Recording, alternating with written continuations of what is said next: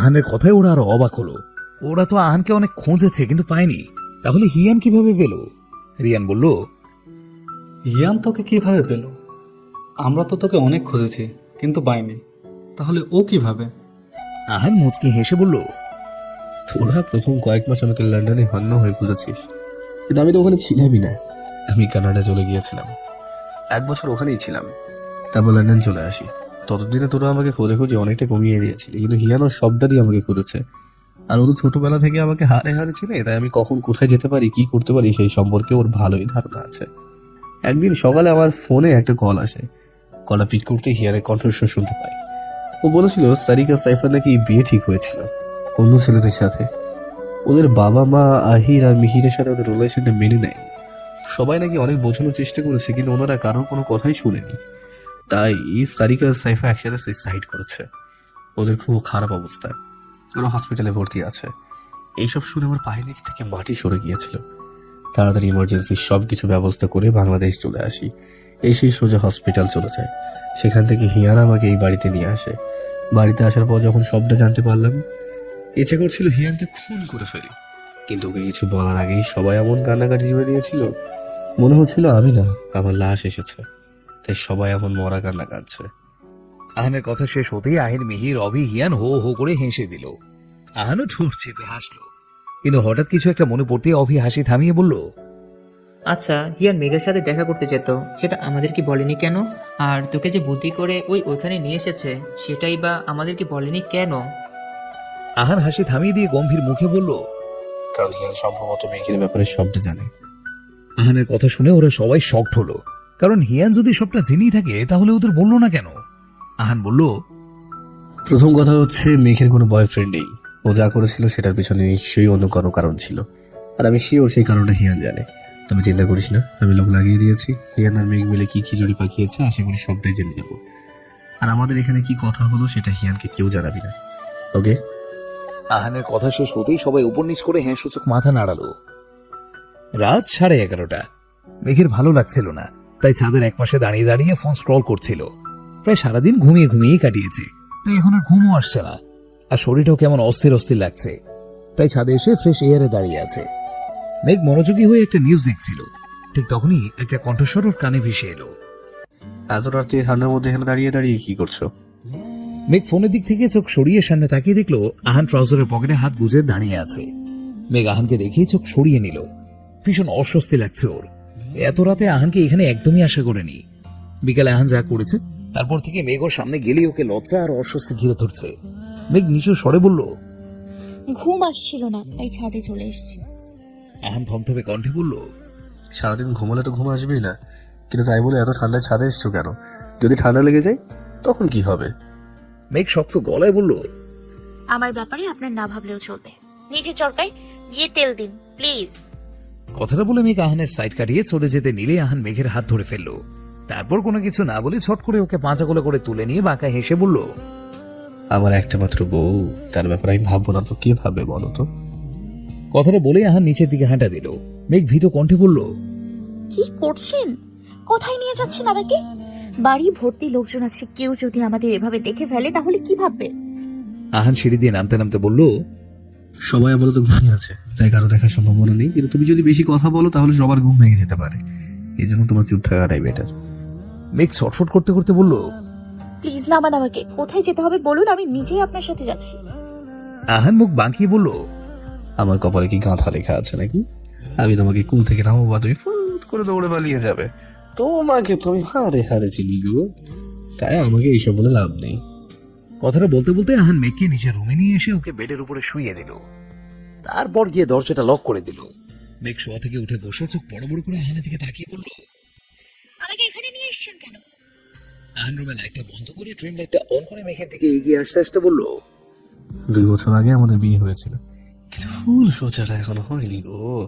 তাই ভাবছি বেশি দেরি করে লাভ কি, শুভ কাজটা আজকেই সেরে ফেলি। আহান কথাটা বলতেই মেঘ বেড থেকে নেমে দিল এক দৌড়, কিন্তু দরজার কাছে যেতেই আহান ওর হাত ধরে ফেললো। আচ্ছা আলোতে মেঘের চোখে মুখে যে ভয়টা ফুটে উঠেছে সেইটা আহান ঠিকই দেখতে পেল। মেঘ আহানের থেকে ছাড় পাওয়ার জন্য ছটফট করছে, কিন্তু পারছে না। মেঘ অসহায় দৃষ্টিতে আহানের দিকে তাকালো। আহান হোঁচকে একটা হাসি দিয়ে মেঘের হাত ধরে টেনে এনে ওকে বিছানায় শুইয়ে দিল। তারপর নিজেও মেঘের পাশে শুয়ে ওকে বাহুবন্ধনে আবদ্ধ করে নিল। মেঘ আহানের বুকে জোরে ধাক্কা দিতে দিতে বলল, আমার থেকে দূরে থাকুন বলছি, না হলে কিন্তু আমি আপনার মাথা ফাটিয়ে দিব। মেঘের কথা শুনে আহান মেঘকে আরো শক্ত করে জড়িয়ে ধরলো। তারপর ওর কপালে একটা চুমু খেয়ে বলল, দেখো মেঘ বুড়ি, তুমি যদি এই মুহূর্তে নড়াচড়া বন্ধ করে চুপচাপ গড়িগড়ের মতো ঘুমিয়ে পড়ো তাহলে তুমি আজকের মতো বেঁচে যাবে। আর যদি এইভাবে নরম চরম করতে থাকো তাহলে 2 বছরের পেন্ডিং কাজটা করতে আমার বেশি কিন্তু টাইম লাগবে না। আহানের কথা শেষ হতেই মেঘ ছোটাছুটি বন্ধ হয়ে গেল, কিন্তু ওর চোখে কিছুতেই ঘুম ধরা দিচ্ছে না। তাই কিছুক্ষণ ঠোঁট উল্টে শুয়ে থেকে আহানের গলায় জোরে একটা কামড় বসিয়ে দিল। আহান চোখ বন্ধ করেই মৃদু আর্তনাদ করে উঠল। আর এতেই যেন মেঘের মনটা খুশিতে ভরে গেল। আহান ঘুমু ঘুমু কণ্ঠে বলল, আমার শান্তিতে ঘুমাতে দাও না প্লিজ, তোমার শান্তি নষ্ট করতে আমাকে বেশি সময় লাগবে না। আহানের কথা শেষ হতেই মেঘ শুকনো একটা ঢোক গিলে চোখ বন্ধ করে ঘাপটি মেরে আহানের বুকের সাথে মিশে রইল। সকালের মৃদু রোদের আলো চোখে পড়তেই পিটপিট করে চোখ খুলল আহান। বুকে ভারী কিছু একটা অনুভব করতেই ঘুমো ঘুমো চোখে মেঘের দিকে তাকালো। তাকে এই মুহূর্তের মধ্যে ওর চোখ থেকে ঘুমের রেশ কেটে গিয়ে ঠোঁটের কোণে এক ছিলতে মিষ্টি হাসি ফুটে উঠল। মেঘ গুটি সুটি মেরে আহানের বুকের সাথে লেগে ঘুমিয়ে আছে।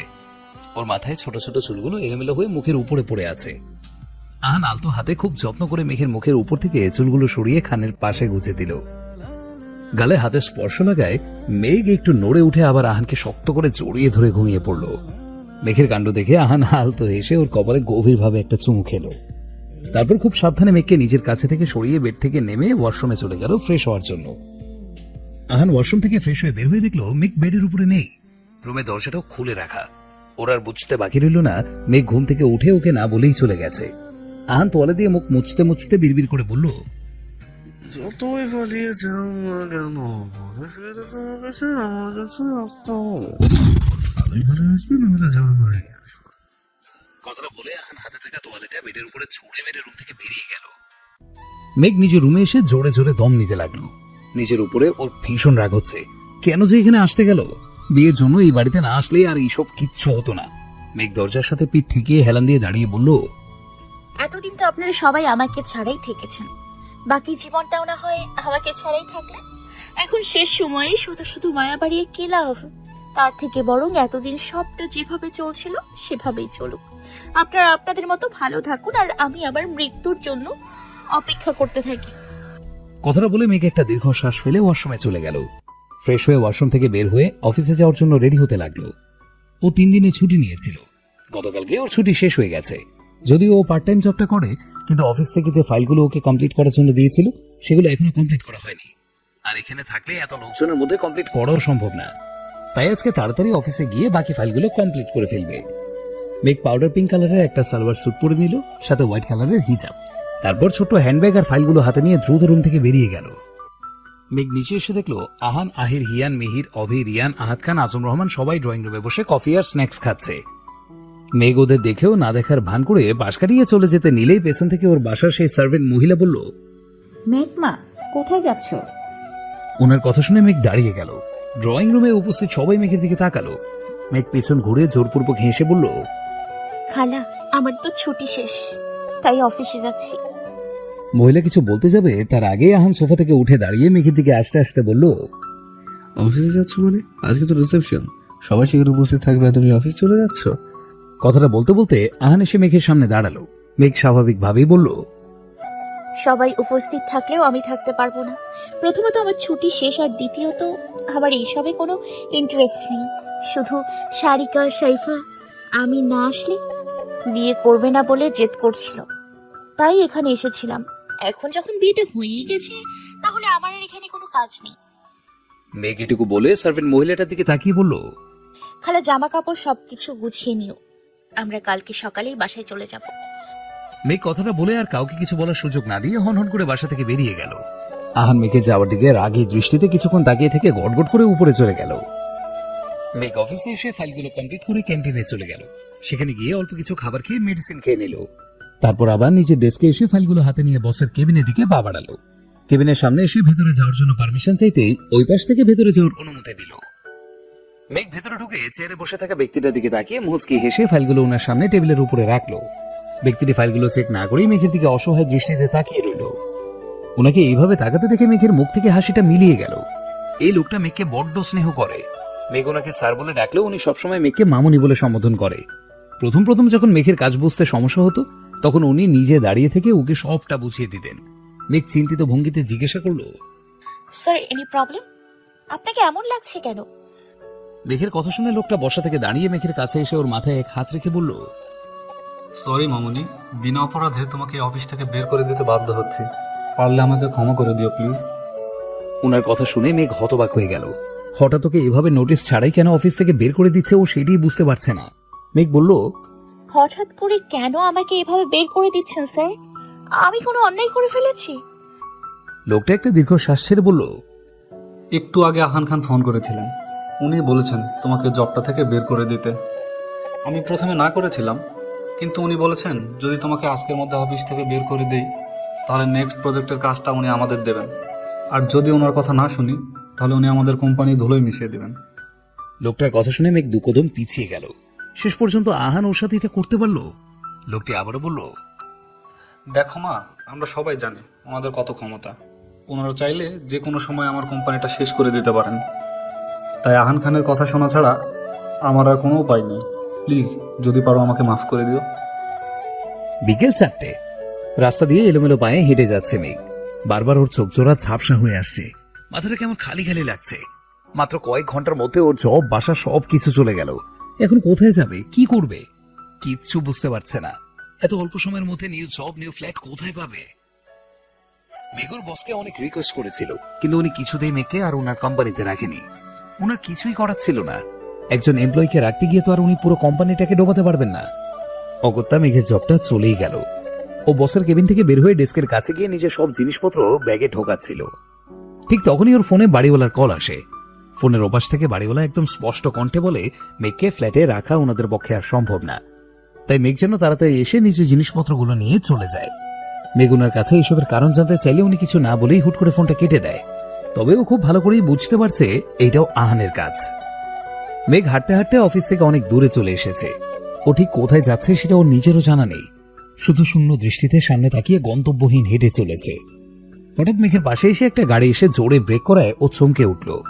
তারপর ঘুরে গাড়ির দিকে তাকিয়ে কিছু বলতে যাবে তার আগে আহান গাড়ি থেকে বের হয়ে ওকে টেনে নিয়ে গিয়ে পেছনের সিটে বসিয়ে দিয়ে দরজা লক করে দিল। এরপর নিজেও গিয়ে অপর পাশে দরজা খুলে মেঘের পাশে বসে পড়ল। ওরা বসতেই ড্রাইভার গাড়ি স্টার্ট দিল। গাড়ি ছুটে চলেছে তার নিজস্ব গতিতে, আর মেঘ আহানের পাশে বসে ওর দিকে রাগী দৃষ্টিতে তাকিয়ে আছে। আহান ডোন্ট কেয়ার একটা ভাব নিয়ে নিজের মতো করে ফোন স্ক্রল করে যাচ্ছে। হুট করেই মেঘ আহানের হাত থেকে ফোনটা টেনে নিয়ে গিয়ে সামনের দিকে ছুড়ে মারলো। ফোনটা গিয়ে গাড়ির সামনের কাঁচের সাথে লেগে সিটের উপরে ছিটকে পড়ল। মেঘের এমন কাণ্ডে আহান ফিক করে হেসে দিল। তারপর মেঘকে উদ্দেশ্য করে বলল, শুধু শুধু আমার উপরে থাকা রাগ বেচারা ফোনটার উপর কেন ছাড়ছো বলো তো? পারলে যা বলার আমাকে বলো। মেঘ যেন এতক্ষণ এটা শোনার অপেক্ষাতেই ছিল। আহানের কথা শেষ হতেই ও চেঁচিয়ে বলল, সমস্যা কি আপনার? শুধু শুধু আমার পেছনে পড়ে আছেন কেন? আপনি বুঝতে পারেন না যে আমি আপনাকে একদম সহ্য করতে পারি না? তারপরেও কেন আপনি বারবার আমার সামনে চলে আসেন? কি চান আপনি? মেঘের কথা আহান এক কান দিয়ে ঢুকিয়ে অন্য কান দিয়ে বের করে দিল। তারপর হামি দিতে দিতে বলল, বেশি কিছু চাই না, শুধু চাই আজকে সন্ধ্যায় তুমি আমার সাথে রিসেপশন পার্টিতে জয়েন করো। মেঘ রাগী কণ্ঠে বলল, না আমি যাবো না, আমার কাজ আছে। আহান দাঁতে দাঁত চেপে বলল, তোমার থেকে পারমিশন চেয়েছি নাকি? আমি বলেছি তুমি আমার সাথে যাবে মানে যাবে। এ বিষয়ে নিয়ে আমি কিছু বলতেও চাই না আর শুনতেও চাই না। আহানের কথা শেষ হতেই মেঘ বলল, দেখুন আপনার জন্য আমার জব আর ফ্ল্যাট দুটোই চলে গেছে, তাই আমি রিসেপশনে আসতে পারবো না। আমাকে নিউ জব আর ফ্ল্যাট দুটোই খুঁজতে বের হতে হবে।